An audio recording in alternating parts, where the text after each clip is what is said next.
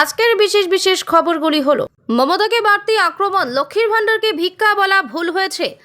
অন্দরের অনেক শীর্ষ নেতা চাইছেন না দিলীপ ঘোষ আবার রাজ্য সভাপতি হোক। ঠিক কোথায় হবে সৌরভের ইস্পাত কারখানা? এবার নতুন জায়গায় কথা শোনা যাচ্ছে। মাওবাদী বন্দী অর্ণবী পিএইচডি প্রবেশিকা পরীক্ষায় প্রথম। হিন্দু রাষ্ট্র করার প্রচেষ্টা খানিকটা আটকানো গিয়েছে। ন্যায় সংহিতা নিয়েও সমালোচনা অমর্ত্যের। রবিবার রথযাত্রা, এদিন এই রাজ্যে বৃষ্টির পূর্বাভাস দিয়েছে আলিপুর আবহাওয়া অফিস। এবারে আসছে বিস্তারিত খবরে। মমতাকে বাড়তি আক্রমণ, লক্ষ্মীর ভাণ্ডারকে ভিক্ষা বলা ভুল হয়েছে, এইসব উপলব্ধির মধ্য দিয়ে বার্তা দিয়ে দেওয়া হয়েছে বঙ্গ সিপিএমকে। এবার থেকে বিজেপি বিরোধিতা বাড়াতে হবে, কারণ তৃণমূল কংগ্রেস ইন্ডিয়া জোটের খুব ভালো জায়গায় আছে। স্থানীয় ইস্যু নিয়ে নিশ্চয়ই বলা হবে, কিন্তু বেশি জোর দেওয়া হবে দেশের ইস্যুগুলোকে বলে সূত্রের খবর। অনেকগুলি আসনে সিপিএম ভালো ভোট পেয়েছে। লোকসভা নির্বাচনীয় বুক ভরা শূন্যতা রয়েছে সিপিএমের, কারণ একটি আসন্ন দল পায়নি। তাই বাংলার দলের ফলাফল হতাশাব্যঞ্জক বলে ব্যাখ্যা করল সিপিএমের কেন্দ্রীয় কমিটি। 2019 সালের পর 2024 সালে লোকসভা নির্বাচনেও বাংলায় একটি আসনেও জেতেনি সিপিএম। 23 আসনে লড়াই করে 21টিতে জামানত জব্দ হয়েছে। মাত্র একটি আসনে দ্বিতীয় স্থানে আছে, সেটি মুর্শিদাবাদ আসন। সেখানে প্রার্থী ছিলেন দলের রাজ্য সম্পাদক তথা পলিট ব্যুরো সদস্য মোহাম্মদ সেলিম। সিপিএমের কেন্দ্রীয় কমিটি বাংলায় দলের হতাশাব্যঞ্জক ফলের কারণ বিশ্লেষণ করতে গিয়ে বেঙ্গল লাইনকে ধমক দিয়েছে মোহাম্মদ সেলিমের। সেটা হজম করতে হয়েছে বলে সূত্রের খবর। অন্দরের অনেক শীর্ষ নেতা চাইছেন না দিলীপ ঘোষ আবার রাজ্য সভাপতি হোক। বহুদিন পদহীন, তবে লড়াকু মেজাজ আজও আছে। সংগঠন নিজের হাতে তৈরি করে প্রমাণ করেছিলেন তিনি দলের অন্যদের থেকে আলাদা। তবু তাকে সরে যেতে হয়েছিল। ধীরে ধীরে সব পদ কেড়ে নেওয়া হয়েছিল, কিন্তু তার মতো সাফল্য দলের কেউ তুলে ধরতে পারেনি। কিন্তু ছলে বলে কৌশলে জেতা আসন থেকে সরিয়ে অন্য আসনে দাঁড় করিয়ে হারিয়ে দেওয়া হলো। এটাও তারই দাবি।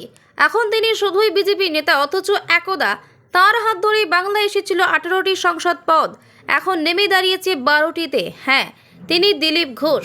এবার দিলীপ ঘোষ নানা স্তরে বলে বেড়াচ্ছেন তাকে গুরুত্বপূর্ণ পদ না দিলে রাজনীতি থেকে স্বেচ্ছাবসর নেবেন। তবে দিলীপ ঘোষকে নিয়ে বিজেপির কেন্দ্রীয় নেতৃত্ব ভাবছেন কিনা সেটা বোঝা যাবে রাজ্য সভাপতি পরিবর্তনের মধ্য দিয়ে। দিলীপ ঘোষ চূড়ান্ত হুঁশিয়ারি এমন স্থানকাল পাত্র দেখে দিয়েছেন যখন রাজ্য বিজেপির সভাপতি পদে বদল আসতে চলেছে। কেন্দ্রে মন্ত্রী হয়ে যাওয়ার সুকান্ত মজুমদার এখন আর এই পদে থাকবেন না। নিয়ম সেটাই, তার জায়গায় নতুন কেউ আসবেন। বিজেপি এখন আবার মহিলা মুখ খুঁজছে, কারণ মমতা বন্দ্যোপাধ্যায়কে মোকাবিলা করার জন্য মহিলাই হবে তুরুপের তাস। তবে দিলীপ ঘোষ আবার রাজ্য সভাপতি হলে এই ভাঙা সংগঠন অক্সিজেন পাবে বলে মনে করেন অনেক আদি বিজেপি নেতা। ঠিক কোথায় হবে সৌরভের ইস্পাত কারখানা? এবার নতুন জায়গায় কথা শোনা যাচ্ছে। সৌরভ গঙ্গোপাধ্যায়ের প্রস্তাবিত ইস্পাত কারখানা ঠিক কোথায় হবে তা নিয়ে নানা চর্চা বাংলা জুড়ে।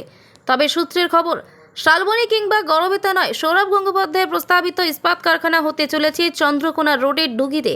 জায়গাটি গড়বেতার 3 ব্লকের মধ্যে পড়ে, আর সেই কারখানা তৈরির কাজ শুরু হতে আর বেশি দেরি নেই। সূত্রের খবর, বিভিন্ন মহলের ধারণা শালবনীতে জমি পাওয়ার ক্ষেত্রে কিছুটা সমস্যা ছিল, কারণ সেখানে যে জমির কথা বলা হয়েছিল তা জিন্দালদের হাতেই রয়েছে। এরপরই নতুন জায়গায় জমি দেখার কাজ শুরু হয়। এবার জানা যাচ্ছে যে শালবনী কিংবা গড়বেতায় নয়, সৌরভদের শিল্প কারখানা হতে পারে চন্দ্রকোনা রোডের ডুকিতে।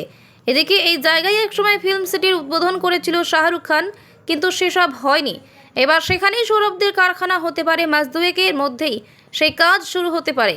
বিভিন্ন মহলের ধারণা কারখানা পুরোপুরি তৈরি হতে অন্তত 1.5 থেকে 2 বছর সময় লাগতে পারে। সব মিলিয়ে 3000 কোটি টাকা বিনিয়োগ হতে পারে। তবে জেলা প্রশাসন বা ভূমি দপ্তরের তরফে এই নিয়ে কোনো মন্তব্য করা হয়নি। এদিকে জেলার শিল্পমহল নতুন আশায় বুক বাঁধতে শুরু করেছে। আনন্দবাজার অনলাইনের প্রতিবেদন অনুসারে জানা গিয়েছে যে district chamber of commerce and ইন্ডাস্ট্রির সাধারণ সম্পাদক চন্দন বসু জানিয়েছেন, ডুগিতে কারখানা হবে বলে জেনেছি। শালবনীতে বড় ইস্পাত কারখানা হওয়ার কথা ছিল, সেটা হয়নি। পাশের চন্দ্রকোনা রোডের ডুগিতে কারখানা তৈরি হলে ভালোই হবে, বিপুল কর্মসংস্থান হতে পারে। হিন্দু রাষ্ট্র করার প্রচেষ্টা খানিকটা আটকানো গিয়েছে। ন্যায় সংহিতা নিয়েও সমালোচনা অমর্ত্যের। জুন মাসে শান্তিনিকেতনে এসেছেন ভারতের নোবেলজয়ী অর্থনীতিবিদ অমর্ত্য সেন। শনিবার বোলপুরে একটি বেসরকারি সভাকক্ষে প্রতিটি ট্রাস্ট ইন্ডিয়ার পক্ষ থেকে একটি আলোচনা সভায় অংশগ্রহণ করেছিলেন তিনি। সেখানেই ভারতকে হিন্দু রাষ্ট্র করা থেকে আটকানো গিয়েছে, সেই প্রতিফলন লোকসভা নির্বাচনে দেখা গিয়েছে বলে উল্লেখ করলেন তিনি। ন্যায় সংহিতা আইন নিয়েও এদিন সমালোচনা করেন তিনি। ভারতবর্ষ যে হিন্দু রাষ্ট্র নয়, লোকসভা নির্বাচনে দেশের জনগণের রায়ে সেটাই প্রতিফলিত হয়েছে। দেশে ফিরে এমনটাই মতামত দিয়েছিলেন নোবেলজয়ী অর্থনীতিবিদ অমর্ত্য সেন। শনিবার তিনি দাবি করলেন, ভারতবর্ষকে হিন্দু রাষ্ট্রে পরিণত করার প্রয়াস থেকে অনেকটাই আটকানো গিয়েছে। এই বিষয়ে কেন্দ্রের বিজেপি সরকারের বিরোধিতা আগেই করেছিলেন অর্থনীতিবিদ। নবনির্বাচিত সরকারের আমলে চালু হওয়া ন্যায় সংহিতা আইন নিয়েও এবার সমালোচনায় সরব হলেন তিনি। প্রতি বছরের মতো এবছরও বোলপুরে একটি বেসরকারি সভাকক্ষে প্রতিটি ট্রাস্ট ইন্ডিয়ার পক্ষ থেকে একটি আলোচনা সভার আয়োজন করা হয়েছিল শনিবার, যেখানে অংশ নেন ট্রাস্টের চেয়ারম্যান অর্থনীতিবিদ অমর্ত্য সেন সহ একাধিক অধ্যাপক এবং বিভিন্ন স্কুলের শিক্ষক শিক্ষিকারা।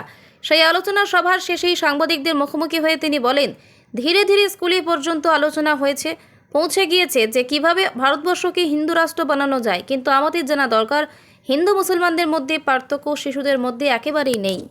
রবিবার রথযাত্রা, এদিন রাজ্যে বৃষ্টির পূর্বাভাস দিয়েছে আলিপুর আবহাওয়া অফিস। এখনও পর্যন্ত দক্ষিণবঙ্গের বৃষ্টি সন্তোষজনক নয়।